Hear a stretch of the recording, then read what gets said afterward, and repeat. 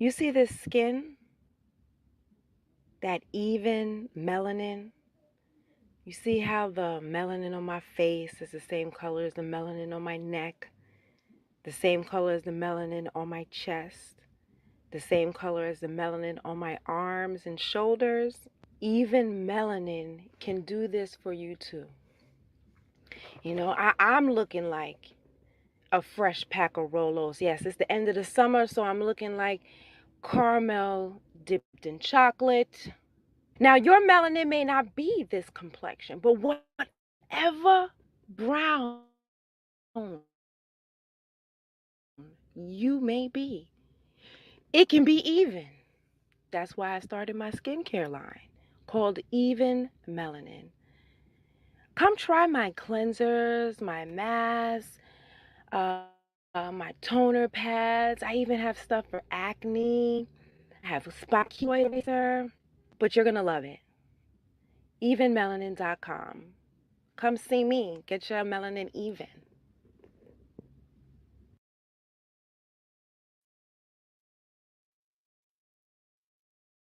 Okay.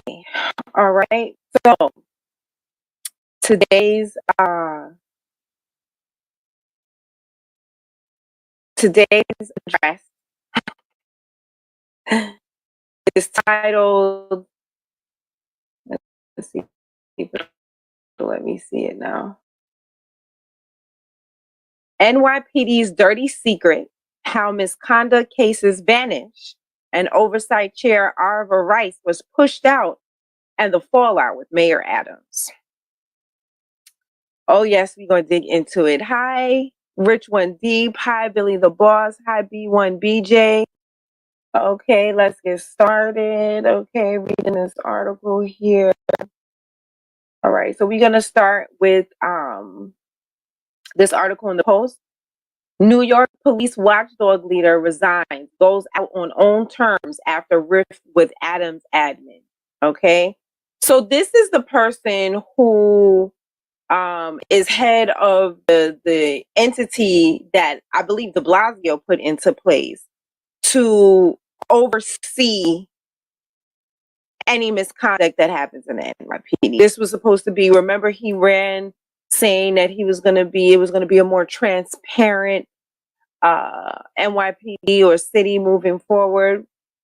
Well, he was put so much pressure on this woman that she has resigned.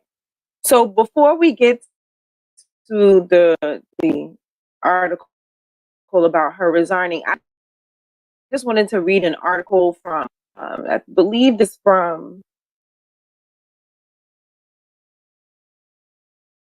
hold on one second.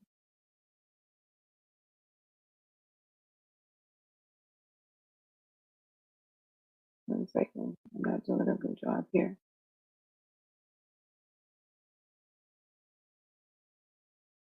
Hold on. I thought I was sharing this thing. Okay. Let's start with this.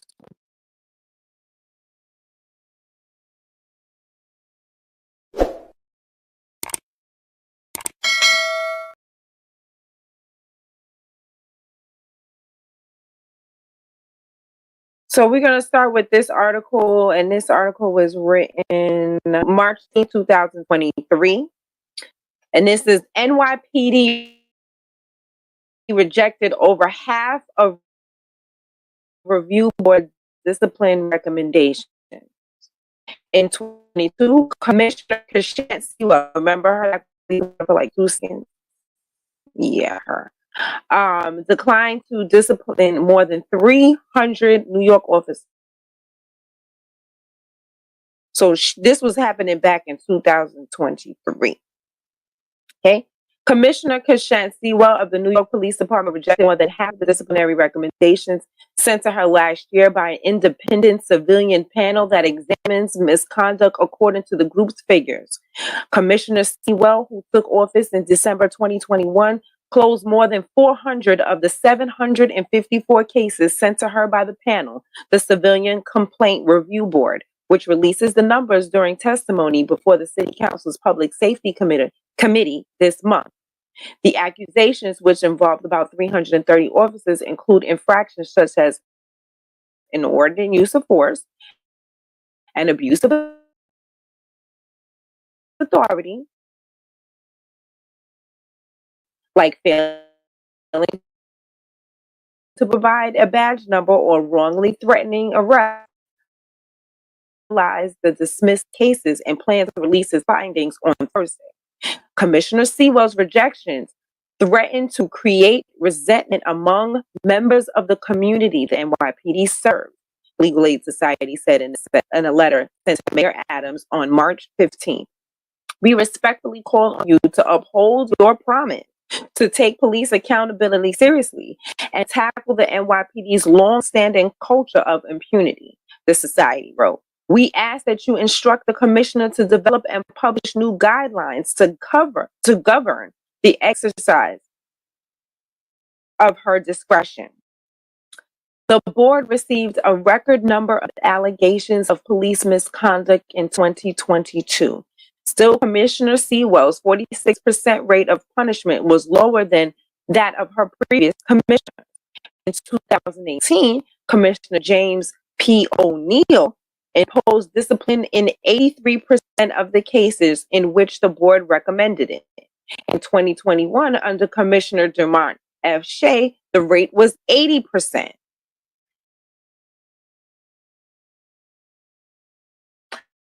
So now you see that under the non-Black commissioners, we were at 83%. And you bring on the Black woman, and now we're at 46%. The police department said in a statement on Wednesday that most cases at issue were closed because the board had failed to provide the recommendations within a reasonable time period. Okay, keep that in mind. It's in the interest of the public and all stakeholders to resolve all disciplinary investigations and cases in a timely manner and transparent manner, the department said in a statement, adding that it will continue to make tremendous efforts to evaluate cases provided by the CCRB. Mr. Adams, a Democrat, remember when I was saying who's the lesser of two evils? Mayor Adams, a Democrat, not a Republican, a Democrat, not a Republican, a Democrat who appointed Commissioner Sewell, said in a statement that he disagreed with the legal aid's conclusions. The police commissioner thoroughly reviews each disciplinary matter and has acted under her authority, he said. Avra Rice, the same woman who just now resigned, okay, chairwoman of the Civilian Complaint Review Board, said in a statement that the recommended penalties followed a matrix developed by the police department. I'm going to read that again. Avra Rice, chairwoman of the Civilian Complaint Review Board, said in a statement that he recommended that the recommended penalties followed a matrix developed by the police department. Our board diligently reviews the underlying evidence of every fully investigated complaint, she said. We stand behind every case where the board found misconduct and recommend discipline. Commissioner Sewell provided written explanations for rejecting discipline in about 70 cases, according to the Civilian Complaint Review Board.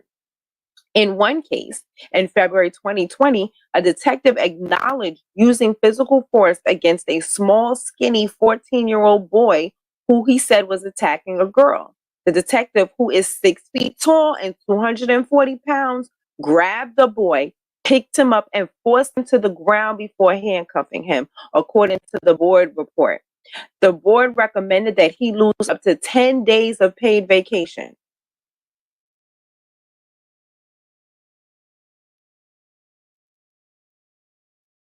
For slamming a child. In a letter to the board, I guess it's better than nothing. In a letter to the board, an inspector in the commissioner's office wrote that the commissioner would not take disciplinary action because the detective believed that he had to act quickly to keep the teenager from hurting the girl. All you had to do was pull him off her. In more than 340 cases, Commissioner Sewell's administration decided against discipline on the grounds that the Civilian Complaint Review Board had informed his department too close to the state's deadline for imposing discipline. According to both the board and the police department. So basically, they're using the same thing they used on Khalif Browder when they held him in jail for so long,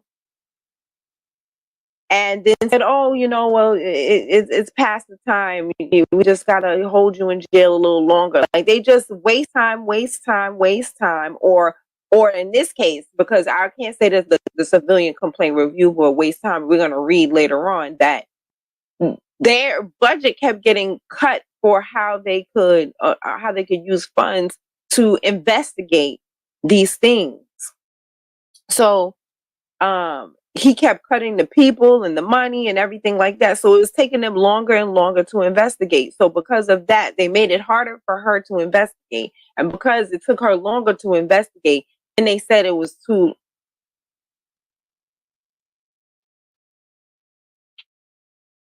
they said that the Complaint Review Board had informed the department too close to the state's deadline for imposing discipline, according to both the board and the New York and the police department. But in many of those cases, the department had 20 to 50 days to decide on discipline, said Corey, I can't pronounce the last name, the lawyer in charge of the law reform at the Legal Aid Society. The Police Benevolent Association, the city's largest police union, said that in many other cases, however, the commissioner had 2 weeks or less to make a decision about whether to take disciplinary action. The disparity between the board's recommendations and the commissioner's rejections highlights the tension between the police and the agency charged with reviewing the officer's conduct.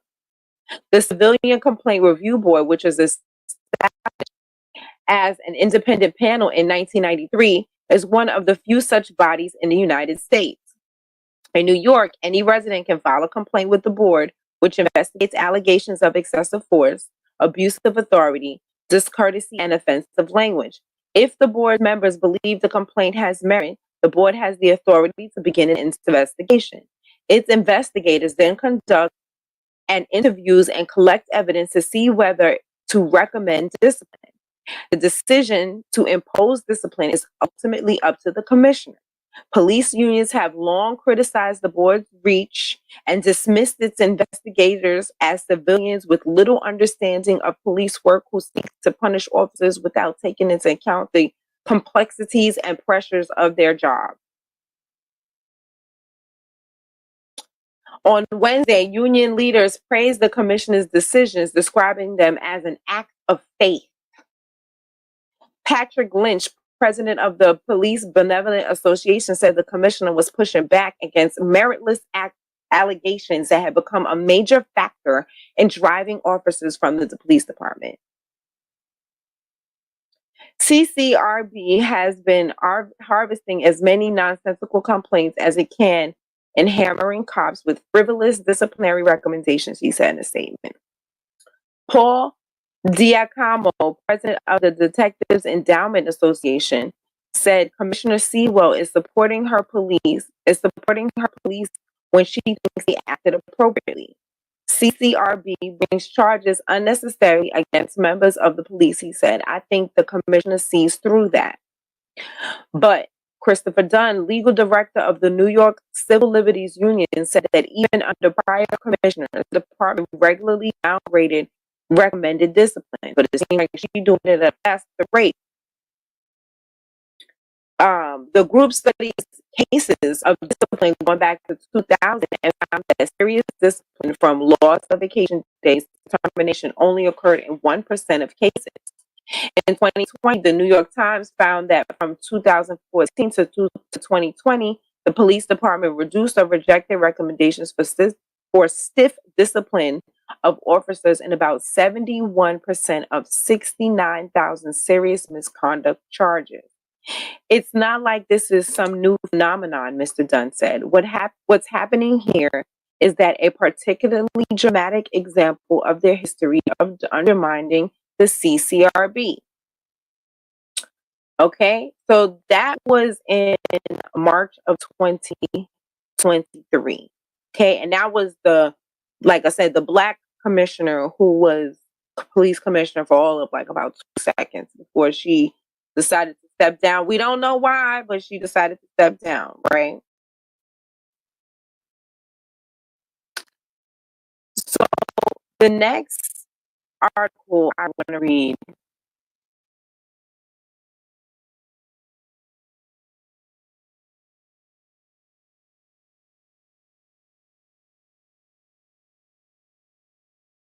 How the NYPD quietly shuts down discipline cases against officers. Okay. Now, this article was written June 27th, 2024. So this year, okay, this article was written. Let me say hi. Hi, Brooklyn Summers. Hi, Long Kiss Good Night. Hi, Big Chip. Yeah, something happened, Conjure Woman. So, okay, let's get into this article, 2024, June 27th, 2024. Breonna Villafane was in Lower Manhattan protesting the police violence in the summer of 2020 when officers charged into the crowd. One of them gripped her hair and yanked her to the ground. I felt someone on top of me and it was hard to breathe, she said. I felt like I was being crushed. The New York City Civilian Oversight Agency that examines allegation of police abuse investigated and concluded that the officer had engaged in such serious misconduct that it could constitute a crime. Ms. Villafane received a letter from the oversight agency about its conclusions. I was happy and I was relieved, she recalled. The next step would be a disciplinary trial overseen by the New York State Police Department, during which prosecutors from the oversight agency would present evidence and question the officer in a public forum. Then, last fall, the police commissioner intervened. Exercising a little known authority called retention, the commissioner, Edward Caban,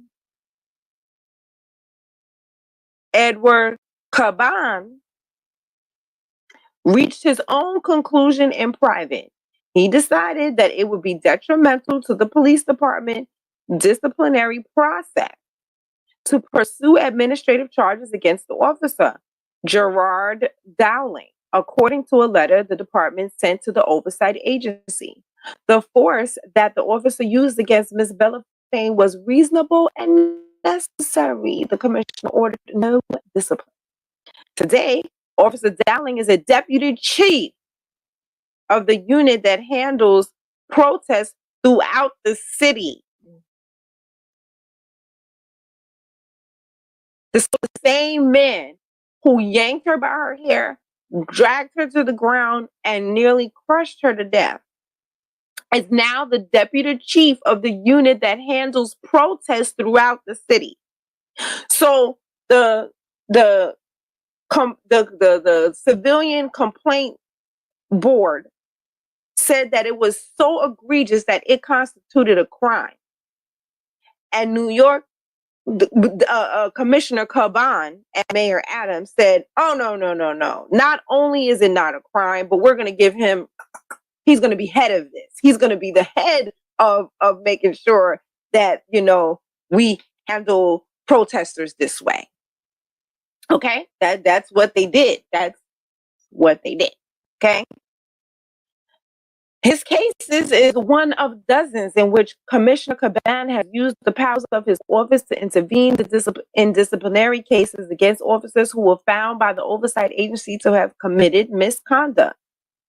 Since becoming commissioner last July, he has short-circuited cases involving officers accused of wanting only using chokeholds, deploying tasers, and beating protesters with batons.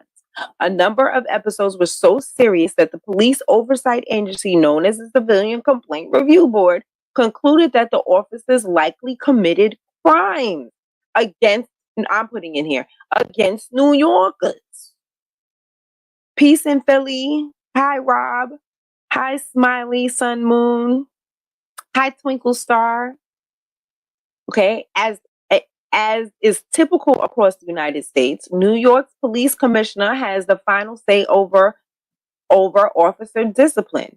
Commissioners can often overrule Commissioners can and often do overrule civilian oversight boards, but Mr. Caban's action stands out for ending cases before the public disciplinary process plays out. Okay, and this is Senor Caban. Yes, sirree. Senor. Mm-hmm. Oh, he was a black cop. I believe yeah. But you see who are being promoted. What the police department is doing here is shutting down cases under cloak of darkness, said Lawrence L. Finkel, a former head of CCRB and current vice president of the National Association for Civilian Oversight of Law Enforcement. Avoiding disciplinary trials means there's no opportunity for transparency, no opportunity for the public to weigh in because nobody knows what's happening, which is what Eric Adams wants in the first place. That's why he got Senor Caban in that office, okay? And I'm good. This is why he appoints anybody to that position. They're gonna play ball with him, and he know that. Indeed, the department does not publish the commissioner's decision to retain cases, and the Civilian Oversight Agency makes those details public only months after the fact. Civilians are not told that the police department ended their cases. To piece together Commissioner Caban's, I'm gonna start calling him Senor Caban. To piece together Senor Caban's actions, ProPublica obtained an internal records of some cases and learned details of others using public records, lawsuits, social media accounts, and other sources. Retention has been the commissioner's chief method of intervention. He has prevented the cases of 54 officers going to trial in his roughly 1 year in office, far more than any other commissioner, according to an analysis of CCRB data. His predecessor, Kishant Sewell, did 8 times as many in her first year, even as she faced more disciplinary cases. So, we keeping track here. So they said in 2022 that the prior police commissioners, the ones that sounded Irish, it was like O'Neill, I think was one of them, and I can't remember what the second police commissioners, they were at 83%. The black lady, Kishant Sewell, comes in there, okay, it drops down to 40-something percent, 43%. And now we got Senor Caban, and we're back around. Hold on, wait. Let's see what the percentage is. Let's see what the percent. We didn't get to the percentages.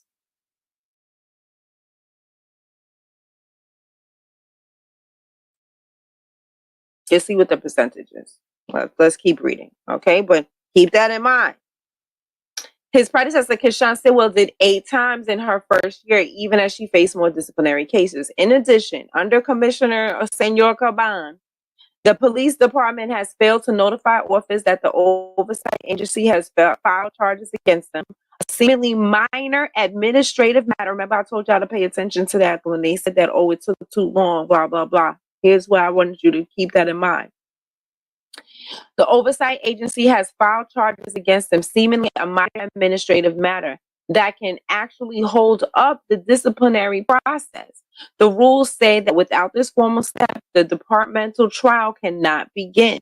And remember, they have to come to some sort of decision. There's a law that says they have to come to a decision by a certain time. Okay? 7 cases have been sitting with the department since last summer because it has never formally notified the officers involved, according to the CCRB. These cases are particularly opaque as there are no public available lists of them. In one episode, the CCRB found that an officer had shocked an unarmed man with a taser 4 times while he was trying to back away. He tased me for no reason, recalls William Harvin Sr. He was coming to me, tasing my legs and my back. The review board found that Officer Raul Torres, Senor Raul Torres, you catching these names, should face trial. But the police department has yet to move the case forward, a fact that Mr. Harvin learned from a reporter. They take care of their own, he said, shaking his head. Officer Torres, who has since been promoted to detective,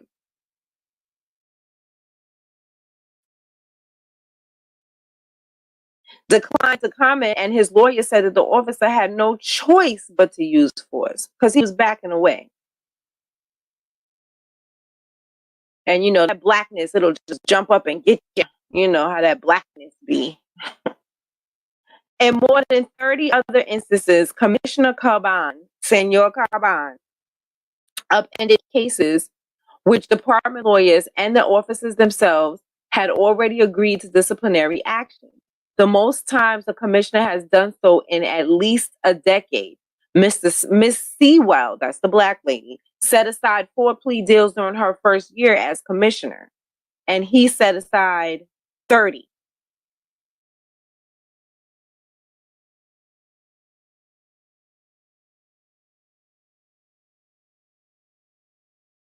Maybe that's why she left. Maybe she wasn't doing it fast enough, and they said, we're going to get somebody in here. We're going to get Senor Caban in here, and he's going to do 30. You only did 4. Maybe it was just, but so far that Miss Sewell was willing to go.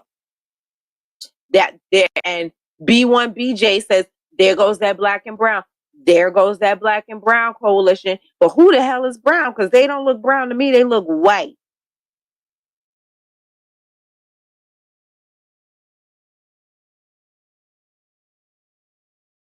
I guarantee if they ID don't say brown. Senor Caban, I'm sure it don't say brown. Does Senor Caban consider himself brown? Clearly not. Anyway, for one officer, Mr. Caban rejected 2 plea deals. In the first case, the officer pleaded guilty to wrongly pepper spraying protesters and agreed to losing. He agreed to losing 40 vacation days as punishment. Senor Caban said, overturn the deal and reduce the penalty to 10 days.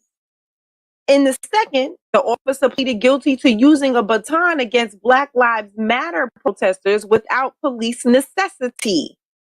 Senor Caban said, throw out the agreement, which called for 15 vacation days to be forfeited. His office wrote that it wasn't clear that the officer had actually hit the protester. Contrary to what the officer himself had already admitted to in the plea. The commissioner ordered no discipline. Senor Caban ordered no discipline. Under the radar moves run counter to Mayor Eric Adams' pledge during his candidacy to improve policing by building trust through transparency. I'm glad we didn't believe that. We knew, but there just was no other candidates. I have to be honest. There were no other candidates. And yeah, I might have to just break down what's his name one more time. Just cause yeah. Hi Rob.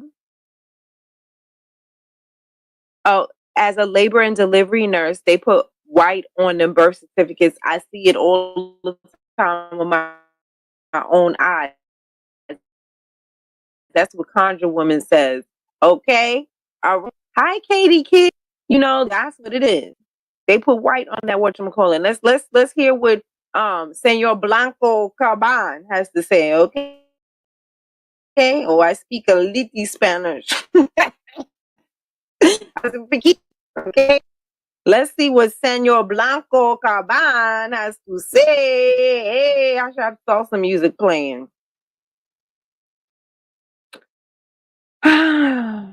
Okay. Under the radar moves run counter to Mayor Eric Adams' pledge during his candidacy to improve policing by building trust through transparency. This year, in his State of the City address, Mayor Adams also promised that cases of alleged misconduct would not languish for months. He just lies. You know what he reminds me of? He's just a straight liar. He's a Democrat. He's a true Democrat. He sits there and he pontificates on how he's gonna help black people. He wags his finger and tell us what to do. He's always yelling at us. Oh, I know what to do. I'm the man. I'm the HNIC. He always coming at us. All this. He's a diehard Democrat. And then when it comes down to it, he's hiding it, sweeping it under the rugs, lying, cheating, scamming, coon, buck dancing, tap dancing, ham boning. All right, let's continue. Okay, because I'm seeing all kind of coon emojis. That's what I'm talking about. All kind of raccoon emojis. All right. In a statement to ProPublica, a spokeswoman for the mayor's office defended the police department and Senor Caban's record. Mayor Adams has full confidence in Senor Caban's leadership and the ability to thoroughly review all allegations of the police misconduct and educate us accordingly. Come on now. Why? They talking to us like we stupid. A police department spokesperson declined to answer detailed questions, responding instead with a one-sentence statement. The NYPD continues to work closely with the Civilian Complaint Review Board in accordance with the terms and memorandum of understanding. That memorandum stemmed from a political promise, a political compromise reached about a decade ago. Concerned that the department's policing tactics were too aggressive, members of the city council pushed for the CCRB to be able to prosecute cases rather than simply make recommendations to the police commissioner. The final memorandum, produced after protracted negotiations with the police department, included the mechanism that has since allowed Senor Caban to intervene in disciplinary cases. The agreement states that the commissioner may take cases away from the CCRB prosecutors if the commissioner determines that allowing the agency to move ahead will be detrimental to the police department's disciplinary process, or if the interests of justice would not be served. Why would you having the people watch themselves? And that's the whole point. That was supposed to be the whole point of the Civilian Complaint Review Board. That these complaints will be reviewed by a civilian, but if at the end of the day the police are the ones who determine whether it goes forward or not, what's the point? And that's why she stepped down, because she like, what am I doing here? What? We're gonna get to that article in just a minute.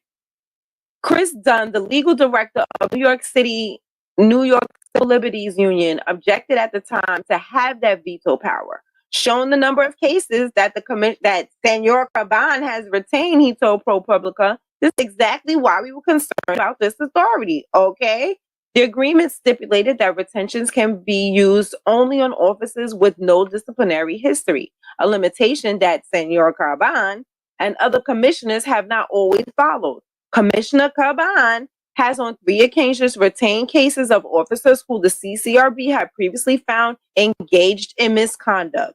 While commissioners can still choose to impose significant punishment after retaining a case, they often don't. In 40% of the cases that Commissioner Senor Caban has retained, he has ordered no discipline. In the cases in which he has ordered discipline, it has mostly been light, such as the loss of a few vacation days. The most severe punishment ProPublica found was docking an officer 10 vacation days for knocking a cell phone out of the hand of someone who was recording him.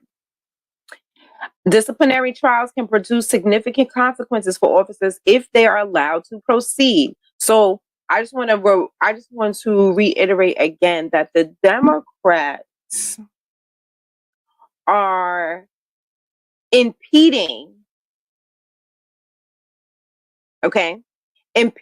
what we put in place to try to hold these officers accountable. The Democrats are the ones who are doing this, not the Republicans. We got the Democratic mayor with his Democratic appointees, because the first one ran for the hills, appointees.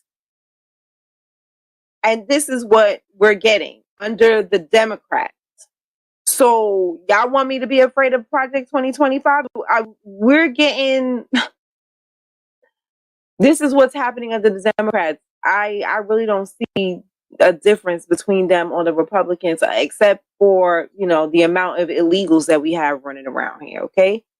And man, listen, if we get rid of them. Oh, and don't forget the Nazi death cult that Biden led over here in Brooklyn. Please go check that video out. That's the last article that I read. Okay. In 2018, CCRB prosecutors brought charges against the officer who killed Eric Garner in Staten Island. The Staten Island man whose cries of "I can't breathe" helped ignite the Black Lives Matter movement. It will be the last chance to hold Officer Daniel Pantaleo accountable after a grand jury had declined to indict him. The commissioner at the time, James O'Neill, moved to handle the case internally. And according to multiple current and former review board officials, Mr. O'Neill did not respond to a request for comment.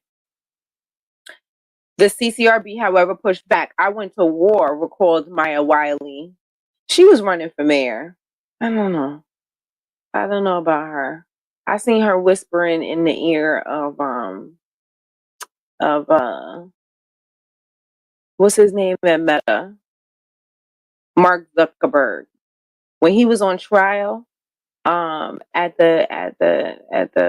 in front of the Senate, she was there with him, sitting right next to him, kikiing and whispering in his ear. And I thought that was weird. She's a very beautiful woman with these gray locks. So, you know, I'm watching her because she's very beautiful. If this is what she's a very beautiful Black woman.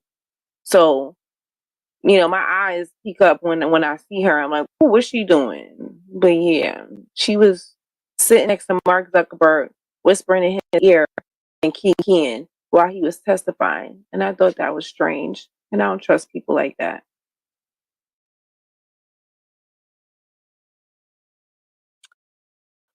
So I see that she, you know, was trying to do some good things here, but I'm watching you for two reasons. One, because you're beautiful, but I still don't trust you. You know, Bell said never trust a big button to smile.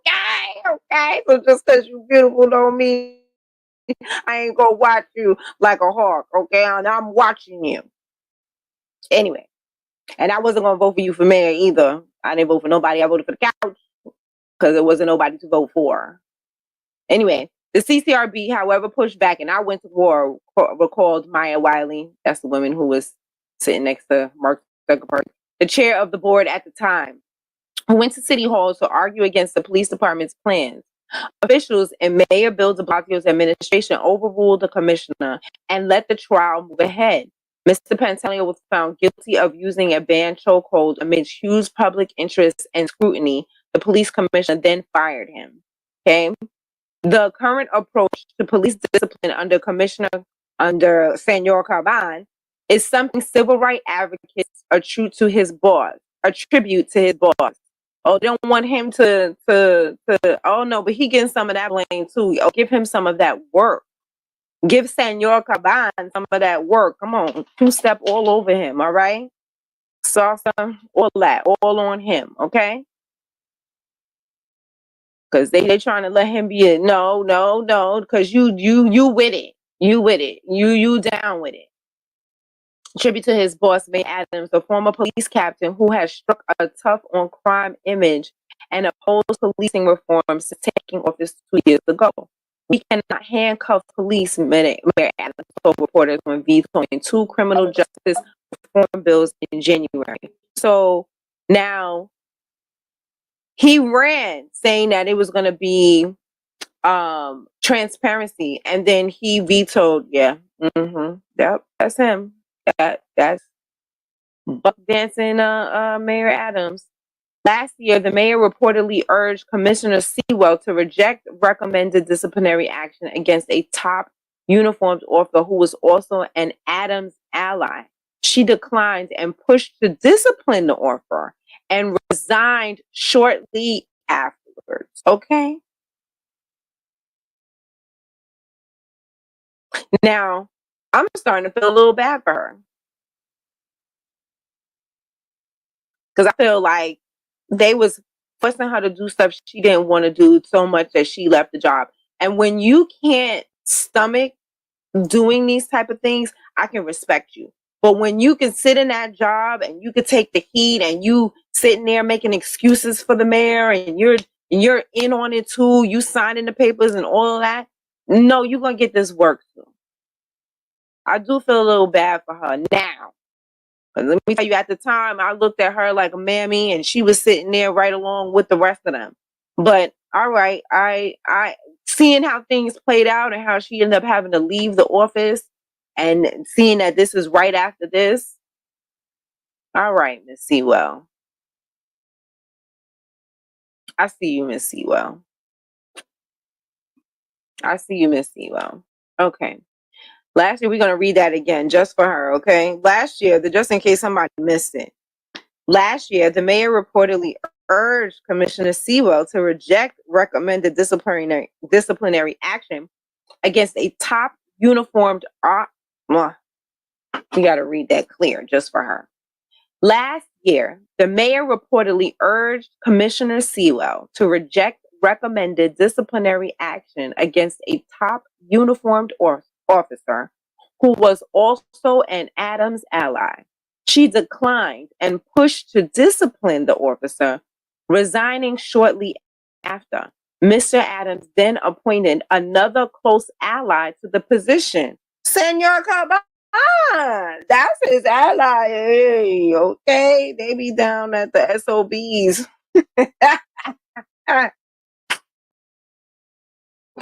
They be down at the SOBs, Bonnie and Diana, okay? Commissioner Senor Caban has his own history with the disciplinary process. Over his 30 years on the force, he has twice been found by the CCRB to have engaged in misconduct, making him an outlier in the department. A vast majority of officers have never been found by the oversight agency to have committed any misconduct. Okay. In one case, so this is Senor Caban. Okay, that just in case that went over your head, I'm gonna read that again. Senor Caban has his own history with the disciplinary process. Over his 30 years on the force, he has twice been found by the CCRB to have engaged in misconduct, making him an outlier in the department.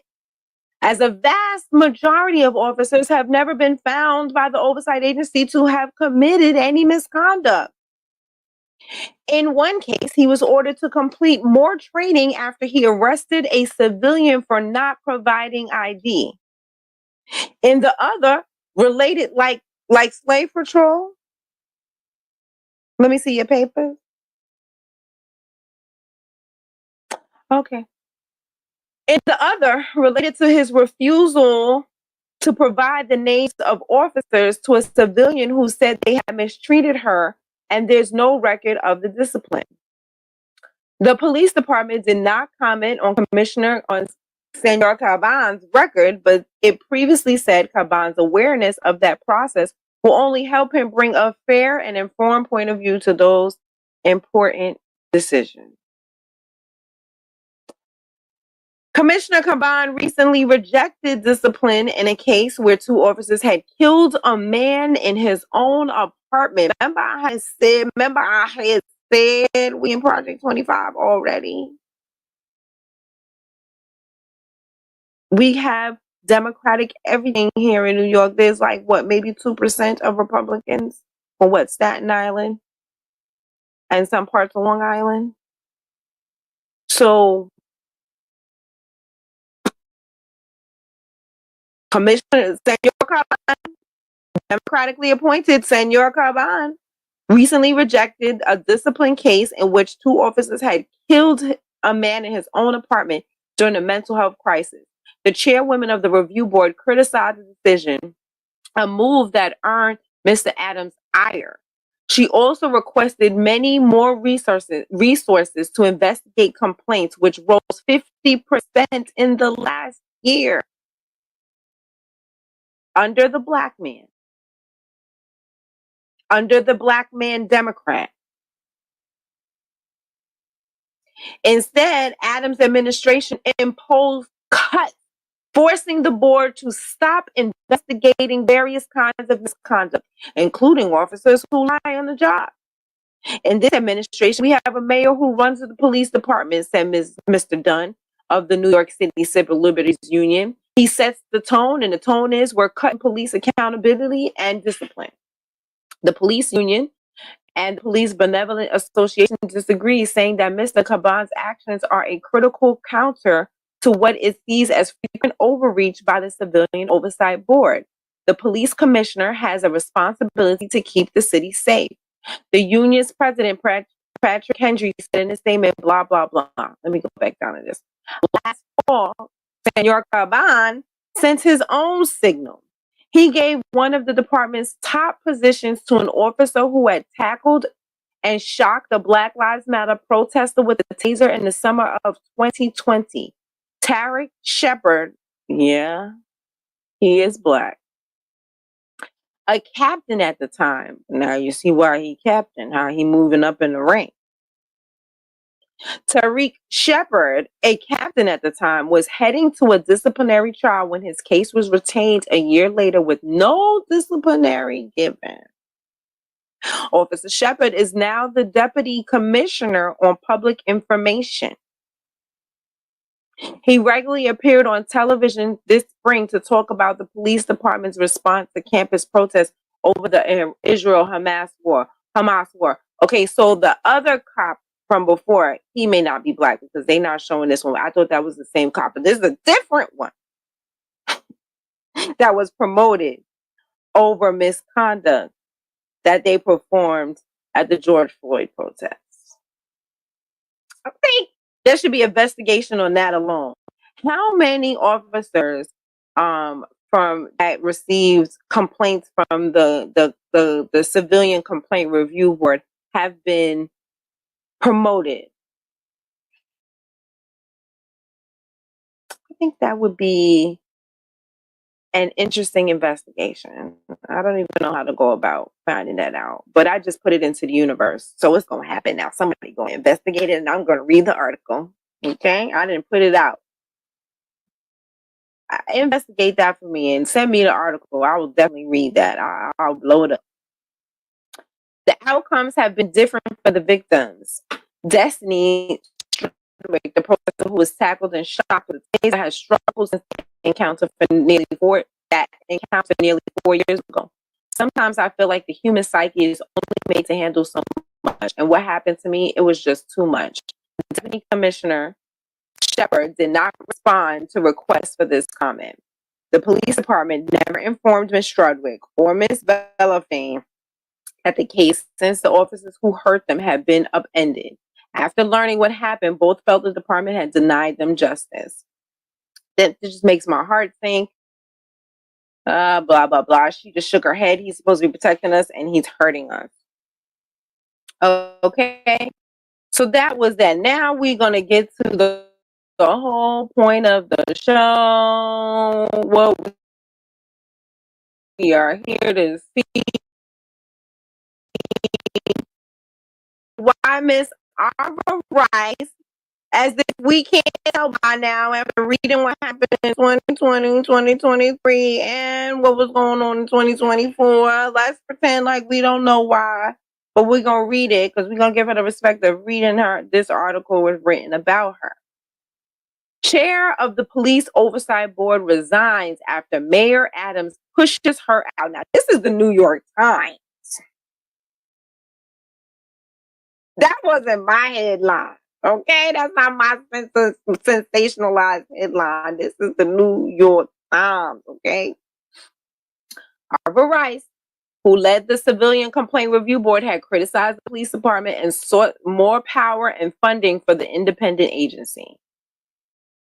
The interim head of an independent civilian police oversight board in New York had criticized the police department and sought more investigative power and funding for the agency, resigned on Monday after being forced out by Mayor Eric Adams.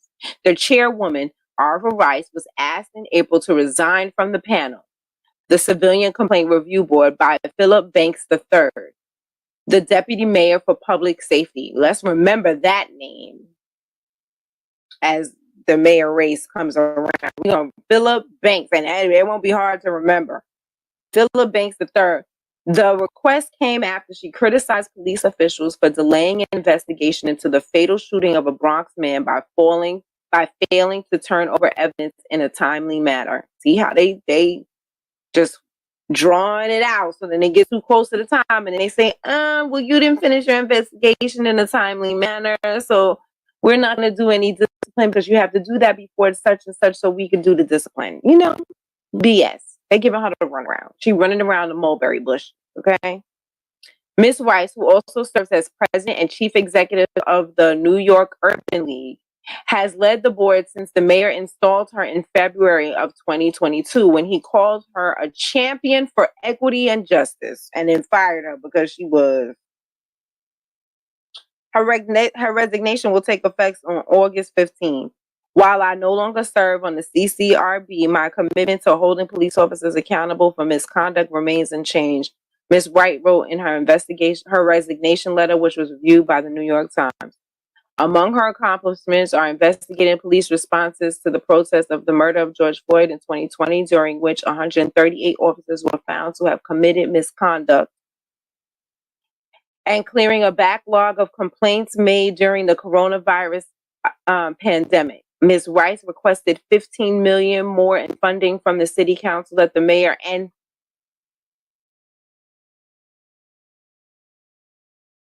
so y'all got money for illegals, but y'all didn't have $15 million to give Ms. Rice so she could investigate in a timely manner, so she could find out, so she could give us what you promised, Mayor Adams, with your lying, shifty.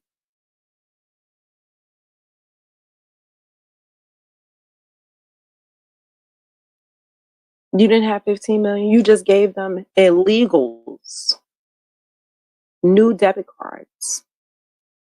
You buying them furniture. You are investing in, or well, the country is. I don't know about the state, but I'm sure the state's probably doing that too. But you giving them free sex change surgeries.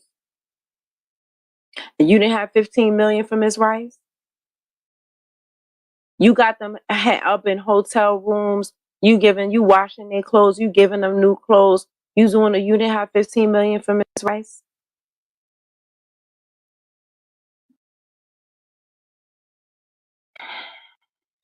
Ms. Rice requested $15 million more in funding from the city council than the mayor proposed in his budget this year. She also pushed for a change in state law that will allow the board more access to police body camera footage. Mr. Adams has denied forcing Ms. Rice out. City officials called her a holdover appointment from Mayor Bill de Blasio's administration. While Mr. de Blasio appointed Ms. Rice to the board, Mr. Adams elevated her to an interim chairwoman. For the show, because clearly he didn't intend to give her no power, because he won't give her no money to investigate nothing. And then when she do investigate, y'all just sweeping it under the rug. So you pretended. That was a episode of make believe.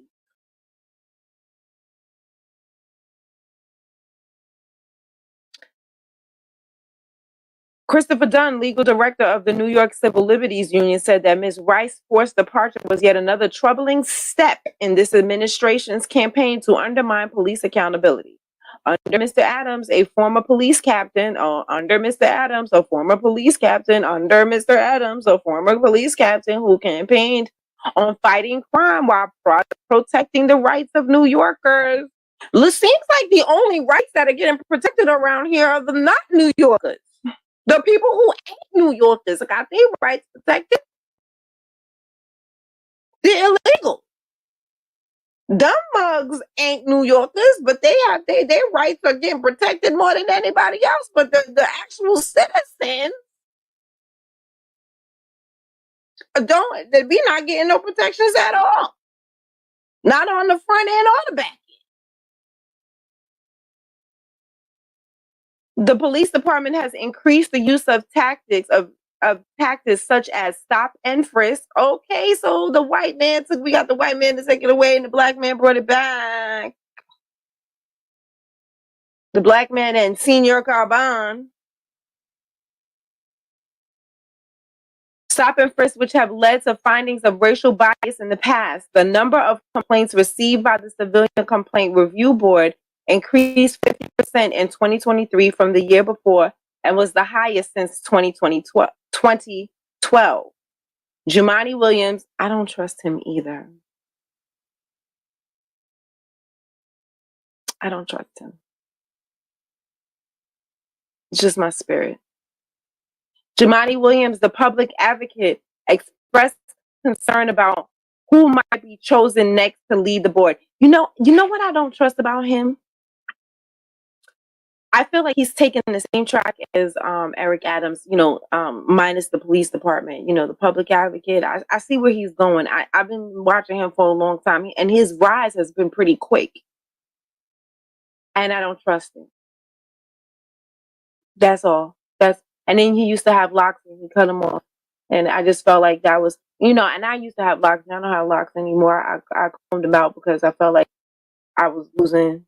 I might have been, I might have lost my edges, so I was not trying to do that. But he cut his locks off. Now, he could let me know if he cut his locks off because for the same reason, then I understand. But I just felt like him cutting his locks was just like an outward expression of what he inwardly was doing.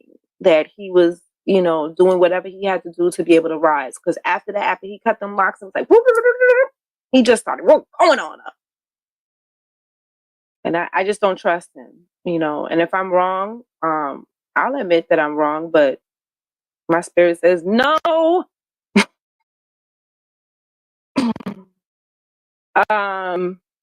Jumaane, the public advocate, expressed concern about who might be chosen next to lead the board. I'm concerned the push will be for someone who will just toe the line and not do the job. I have to agree, as Ava Rice did, of holding people accountable and speaking out when something is wrong. And who's going to be strong? That you got to be a real strong person to be able to hold your own in that situation. Because look, C. Weldon freaking she didn't resign. Now Miss Rice has resigned. These are not easy, it's not easy not agreeing with Mayor Adams because he thinks he the HNIC. Ms. Rice's resignation comes in the wake of the departure of several high-profile women in Mr. Adams' administration. While the mayor often cites his appointment of women to serve as deputy mayors as a lead prominent city agencies as his proof of commitment to diversity, some have departed under difficult circumstances. Laura Kavanaugh, commissioner of the New York Fire Department, now she resigned because she was out there doing crooked stuff. Okay, so it's saying 26 seconds remaining. I'm gonna come right back, okay?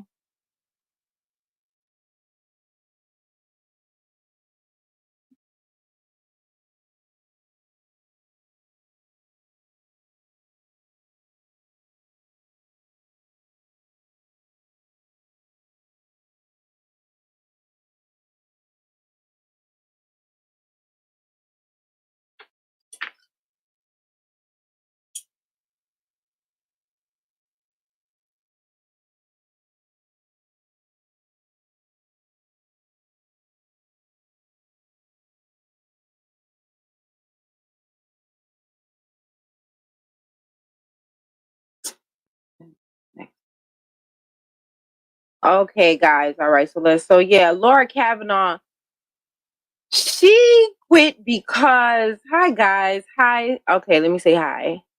Hi, Paul McFarland. Hi, Contra Woman. Hi, DVD Dragon. Hi, Garments for You. Okay. Hi, Soma Fashion. Hi, Brooklyn Summers. Okay. So, yeah, Laura Kavanaugh resigned because they kept putting through people's fire permits without them actually checking what was going on. So that's why she had to resign. That ain't have nothing to do with Eric Adams doing anything to her. In fact, she was able to do pretty much what she wanted, which is why, or maybe he forced her to do that. I don't know. And then she resigned. But that, I would say that, like, that's because of what she did. So let's see what they say. Laura Kavanaugh, the commissioner of the New York Fire Department, resigned earlier this month without explanation after less than 2 years. Commissioner Kavanaugh, the first woman to lead the department, faced lawsuits from several top fire chiefs, accusing her of age discrimination and unfair demotions when they wouldn't do the fire safety checks the way she wanted them to do it, or the way the mayor wanted them to do it. Hi, B1BJ. Okay. In a post on Medium, she cited desire to spend more time with friends and family. Oh, she's still on code because she ain't even saying nothing even after she left. She was like, all right, they must have paid her good. She quiet. Keshan Sewell, the first woman to lead the police department, abruptly resigned in June last year after less than 18 months on the job. Current and former police officials said that Ms. Sewell had felt she was being micromanaged by City Hall, including by Mr. Banks. Mr. Philip Banks. Sylvia O'Hines Radix, the corporal counsel, resigned in June after the New York Times reported that Mr. Adams wanted to replace her with Randy Mastro, who served as chief staff and deputy mayor to the former Mayor Rudolph Giuliani. Wow! So, wait a minute. Are you telling me that the Democrats are getting people that was in the Giuliani's era? The one who began Stop and Frisk? Oh my. Wow. So he pushed out this woman so he could get somebody who was on staff to Giuliani. What's the difference again between the Democrats and the Republicans? What's the, ain't no, they working together. Ms. Rice had criticized the police for being slow to hand over evidence in the 2019 fatal shooting of 32-year-old Kowalski Trawick in his Bronx apartment. Officers said that he jumped at him with a knife. Ms. Rice said that the board's investigation had found that the officers had acted improperly in entering Mr. Trawick's home, using force against him and failing to aid him after the shooting. Because police waited 18 months to turn over body camera footage from the incident, 18 months, the board's investigation exceeded its own statute of limitations, making it more difficult to recommend that officers be charged with misconduct. So you see the game that they playing. This is why she left. Darcel D. Clark, the Bronx district attorney in 2022, declined to file charges on the officer Brendan Thomas and Herbert Davis in April of this year. Police Commissioner Edward Caban, Senor Caban, ruled that the two officers had acted properly and would not face punishment. Essentially, Ms. Rice said in a written testimony before the city council in March, the NYPD did not thoroughly investigate the killing of Kowalski Trawick. And that is the end of my presentation tonight. Let's see if you have anything else that you guys would like me to talk about. Let's see. Oh, and I can't read from before. I can't read the comments from before. So if you have anything you want me to talk about, like you would like to discuss before I get up on out of here. This election. What you want to talk about the election? What, Kamala? She's a dirt dog. She was a dirt dog before. I mean, she a dirt dog, a hound dog. She we will not be voting for her, and you will not shame me into voting for her. The only black people that want to vote for her, like I said, are her sorors. We're done with her. We were done with her when it was the Democratic when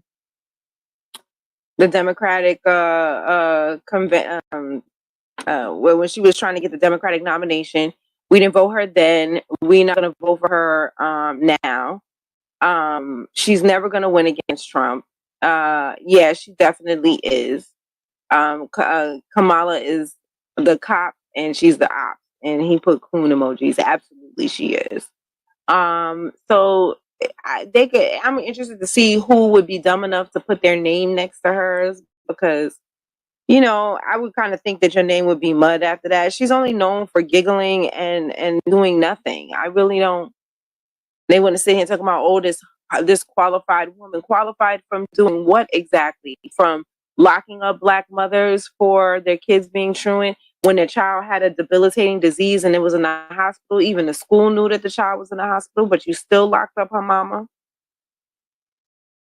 Or how about when you was using black folks, when you were using black men as firefighters and you didn't want to let them out of jail, even though they had served their time because they were cheap labor?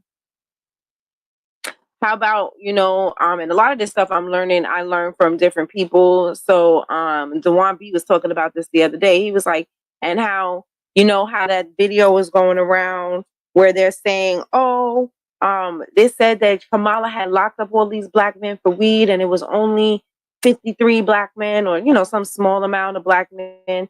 But Dewan B put up the fact that, but weed was legal. So why was you locking black men up if weed was legal? Because that's the type of person she is. That's what she wants to do. Oh yeah, and that's the only reason she and B1 BJ is talking about how she got down with Mayor Willie Brown. Yes, she did. On her knees. And here's the thing.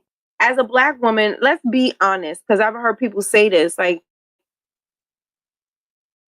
you would hate it if you actually went to school, did all the right things, and then some woman comes in here and because she blew the boss, now she gets to be your boss.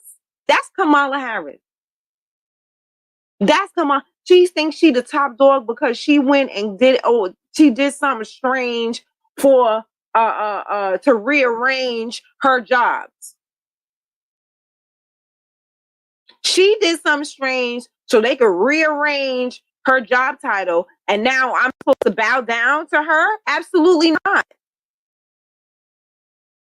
Absolutely not. Y'all go to God. Let me tell you, the political sector, and Dr. Reddy Short talks about this all the time.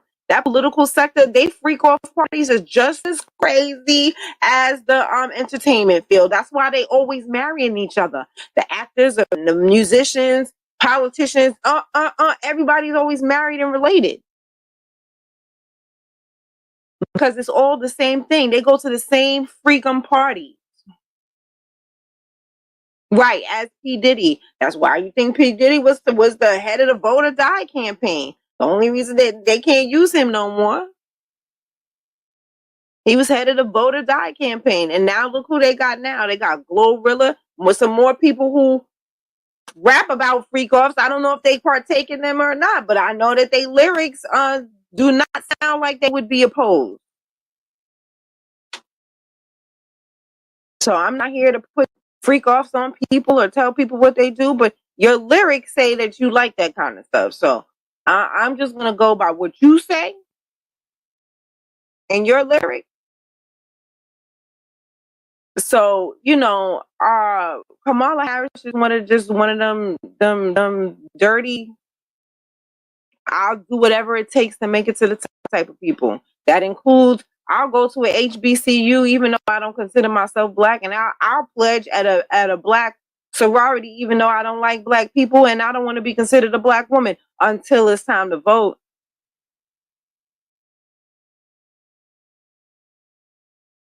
She sat there and talked about that coconut tree, whatchamacallit,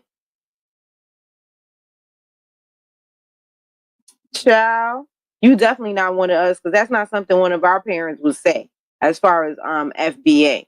You sitting there trying to perpetrate like you. I went to a HBCU. I'm a part of a sorority. I was about to say the little thing, but y'all get very upset when people make fun of y'all sororities and fraternities, so I won't do that. Then she makes some, I guess y'all make a little noise or whatever.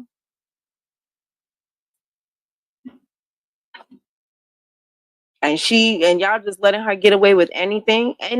She could do anything to black people as long as she's a part of a sorority.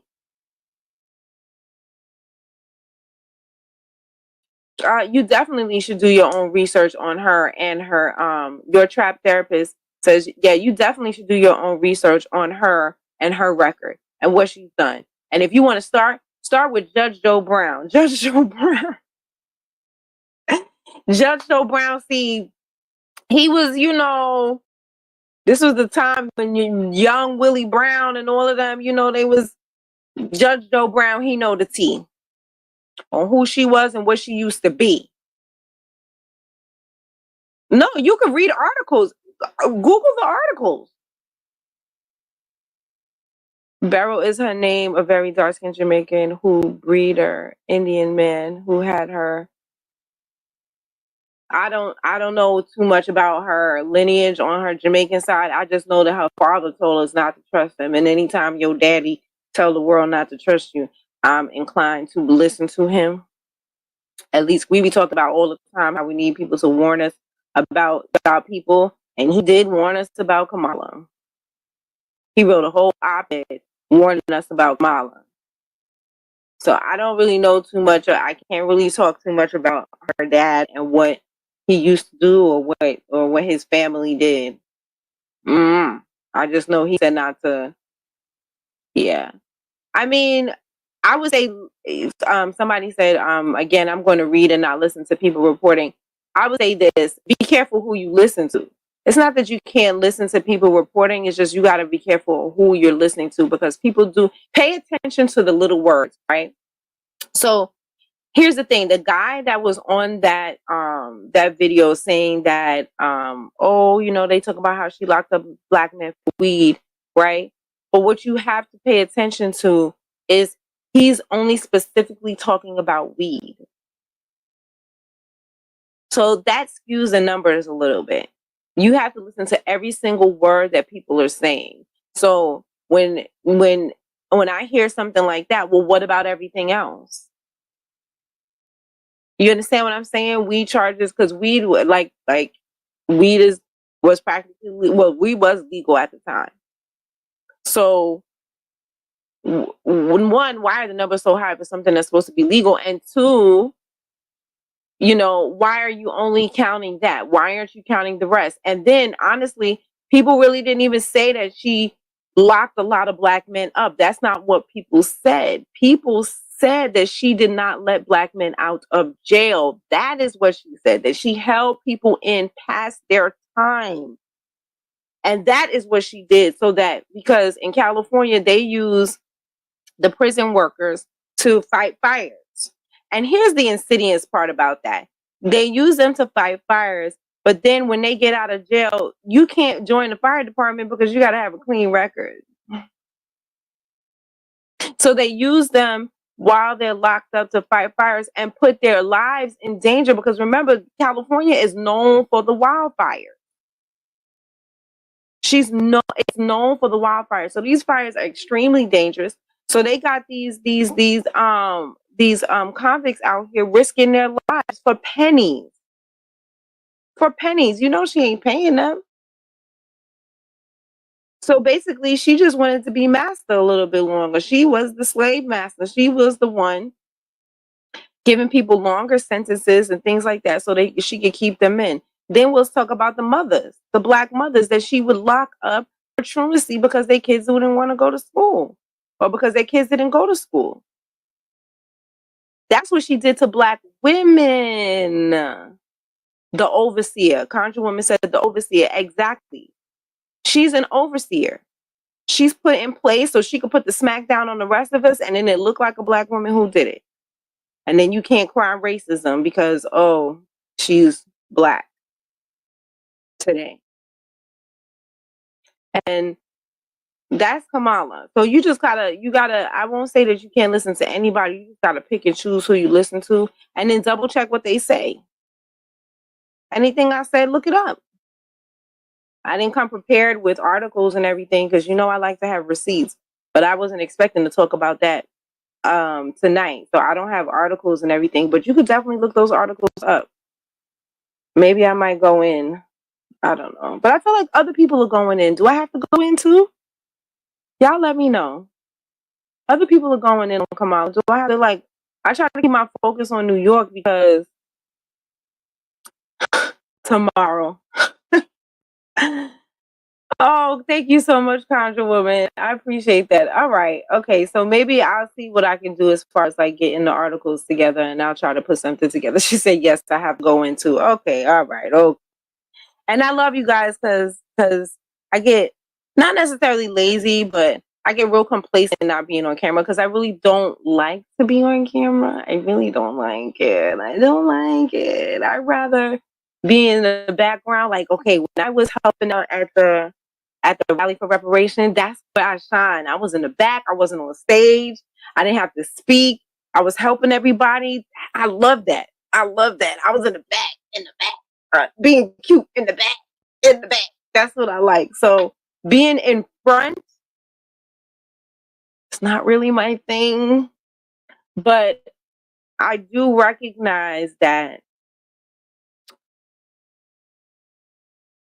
you guys want to hear certain things from me and the way I'm lying. What am I lying about? That I like to be in the back? No, I like to be in the back. No, I'm dead ass. I like to be in the back, with my big hair in the back.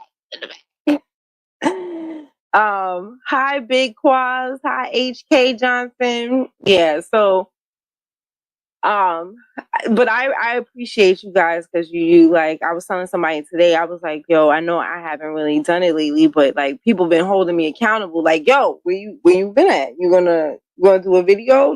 What's going on? We ain't hear you talk about this. So that's why I'm trying to focus mainly on the New York stuff because I feel like everybody else is talking about Kamala. Everybody else is talking about everything else, but these New York things are slipping through the crack. And I do feel that when we come together as New Yorkers and we don't want something, that we have the ability to make changes. Because look how we forced them to not do the congestion pricing, and honestly, I'm really feeling and I'm gonna be honest. You guys are gonna ready for this. I'm thinking it's at the point now where, as New Yorkers, we have to start thinking about should we vote Republican?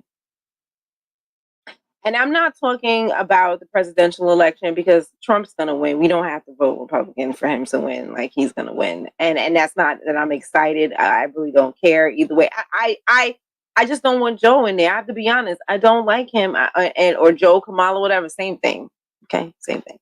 I don't want them in there. I don't want these Democrats in there. We've seen what they do. The Democratic cities, look, they just shot somebody else in another Democratic city. They just shot this woman in her house because she was boiling water. So yeah, that was me, Conjure Woman.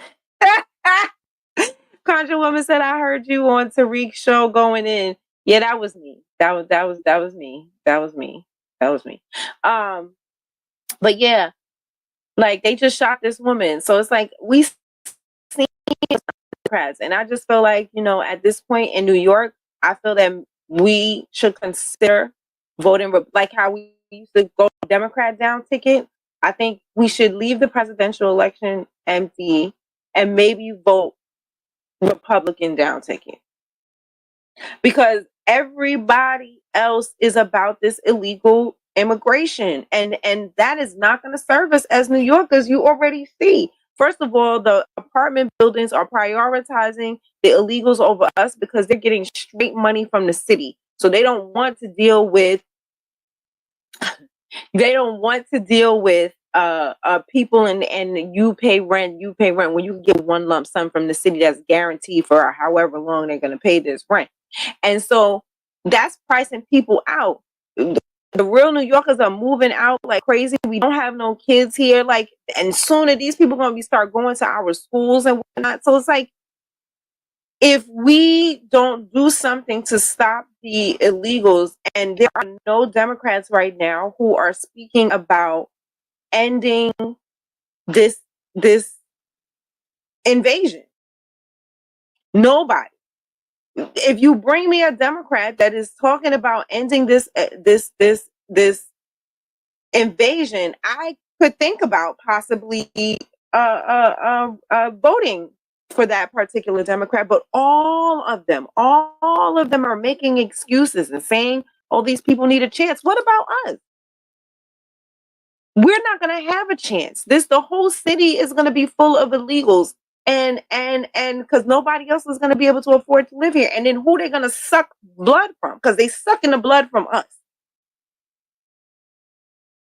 She Conjure saying she worked at Harlem Hospital from 2007 to 2011, and that hospital has changed so much. Yeah, they're raping and just sucking the lifeblood out of the city, and you're giving it to people who could care less.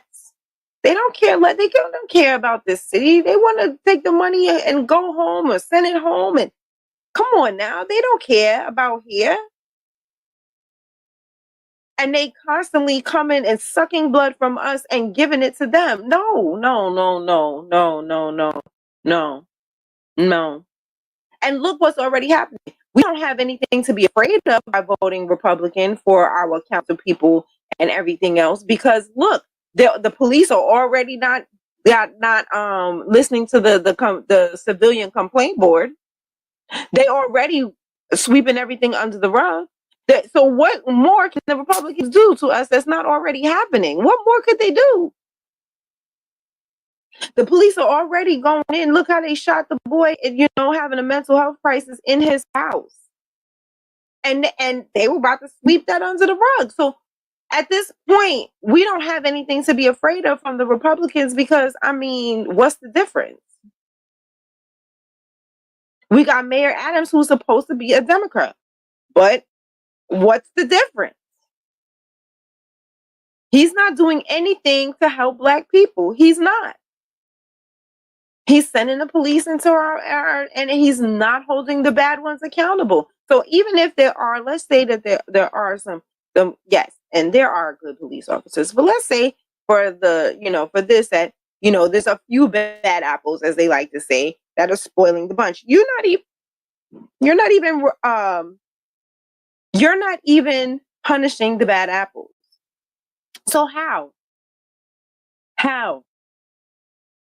So what else do you guys want to talk about? That's all I got on the election. That was my first labor and delivery job. I never knew that the hospital was one of the first hospitals to out Black nurses. I didn't learn that into nursing school.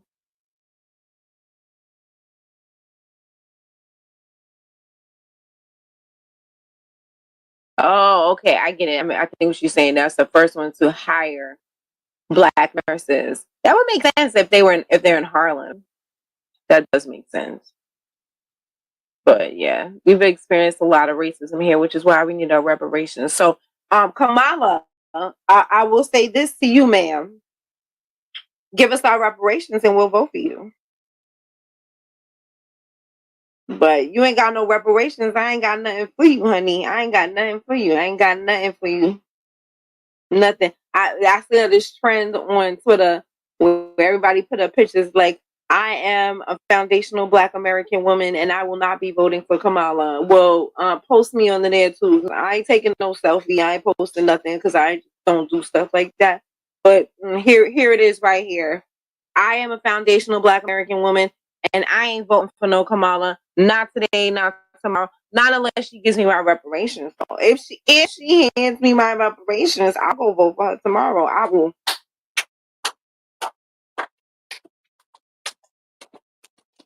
Right on down to the polls. That's right. I sure will. Right on down. I will step, ski wee, sue whoop, whatever. Right down to the polls if she give me my reparations. But if you don't do that, you might as well pack your bags. You already packing a bot and stuff, so I'm sure he got some extra boxes for you, honey. Just go ahead and grab those boxes and start packing your stuff up because you leaving. And Trump, he might as well start packing his stuff. Or he already got his stuff packed. If you know Trump, he already got his stuff packed. He ready to move in at any time. Okay. So she could go straight right. She could go straight to hell. Kamala could go straight to hell. Okay. All right. Is there anything else y'all want to talk about before I go? Anything else? I will say this. Oh, check out my skincare line. Okay. Even Melanin at evenmelanin.com. Okay. I work really hard on the skincare line. So I'm going to say this. So I grew up, I had eczema and acne, right? Well, when I was born, I pretty much was born with eczema, right? I came out the womb pretty much with eczema, and I used to get real bad eczema, on my face and on my inside my joints and stuff. I used to have real bad eczema, so I always had to I couldn't use over the counter stuff. I either had to make it or I would have to use this special stuff. So that was always my life, right? I can't go to hotels and use hotel soap. Nah, never, never. So never in my life have I used hotel soap. So, so that was, something that I had to deal with. And then when I turned 18, I all of a sudden started getting real bad acne on my face. I mean, real bad, just, big, huge knots. Look like somebody hit me. And I used to have real bad acne. So now if you know anything, eczema needs your skin to be greasy and acne needs your skin to be dry. So it was like always a balance on how to walk it. And one thing I've learned from having eczema is that white dermatologists don't know anything about black skin. They don't know nothing about black skin. They're always telling you stuff that does not work. And then with the acne, like I said, it's a delicate balance, right? So I formulated these products to walk that delicate balance, right? Because like I said, I suffer. I know you can't tell because of the glass game going on right now, especially I'm a little mystified. But yeah, so with the glass skin going on, but I suffer from eczema and acne. So my skincare line is pH balance to be able to control your acne without drying your face out too much so that your eczema can go crazy, So and then I'm also, like, you guys don't know, but I'm gonna tell you, I'm in my 40s, right? And part of the reason I know that I took my anti-aging very seriously. I started when my mom started her anti-aging regimen, I started my anti-aging regimen. So I started like anti-aging stuff at in my 20s. I recommend that everybody do that because it definitely works. You cannot wait until after you have cracked and then try to uncrack the crack. Okay, you have to stop the cracks from coming, and then you just keep them away, right? And so in case you missed that, I'm going to tell you again, I'm in my 40s. So when I say, my skincare line focuses on anti-aging as well, it definitely does, because that's another one of my passions. So I suffer from eczema, I suffer from acne, and then I don't want my anti-aging regimen to suffer because I can't buy all the other things that everybody else be buying for the anti-aging. So I came up with my own line. I literally make these products myself. I did research. This part of the reason why I wasn't online that much is because, my face was going through it while I was researching on these products and testing them out. I don't test them on animals. I test them out on me. So my face kind of was going through it while I was testing out products and formulas and recipes and all this kind of stuff. So, so that is the story behind my products and everything, and buying bottles and chemistry and yeah, it was a lot. It was a lot. So my product line is called evenmelanin.com because my mom used to say that my mom used to tell me that it didn't matter what color brown you were, right? What shade of brown you were, whether you light or whether you were dark, as long as you were even from head to toe, she said that your melanin was beautiful. And so that is why I named my product line evenmelanin.com or Even Melanin, because I definitely believe in having an even complexion from head to toe. And that's what my line will help you achieve. And so that's pretty much it. I was trying to hold off to see if anybody had anything else. But I think on that note, it is now 11:47, so I am going to go, and I definitely won't be back tomorrow, but I'll see. Maybe I'll try to do something on Friday, if I can get all my articles together for Kamala. Okay. Thank you so much, Conjure Woman. Y'all check out my line and yeah, because that definitely helps support me. Oh, thank you so much. You said Conjure Woman said you fed us well tonight. Oh, good. I'm glad. All right. So support my skincare line. Like I said, I worked really hard. Oh yeah, picking bottles. That's when I realized I was a real skincare nerd. When I'm like, oh, this bottle's amazing. Like, and I'm like, you don't see how cool this bottle is, and nobody wasn't really feeling me. But anyway, so that's it. Like I said, I'll try to come back. It won't be tomorrow. I definitely don't see myself being able to do it tomorrow, but maybe, and I'm not sure about Thursday either. Maybe Friday. Okay. Maybe Friday I'll come back depending on what I have going on. All right. And then I'll see about talking about Kamala, since y'all really want me to talk about Kamala. And then I'll do what you guys asked. I'll do what you guys asked. Okay. All right. Good night, everybody. Bye. I'm going to cut this up and put it on YouTube. So support my YouTube channel as well. Okay, guys. All right. And then y'all can read and everything along with me. All right. Okay. Bye.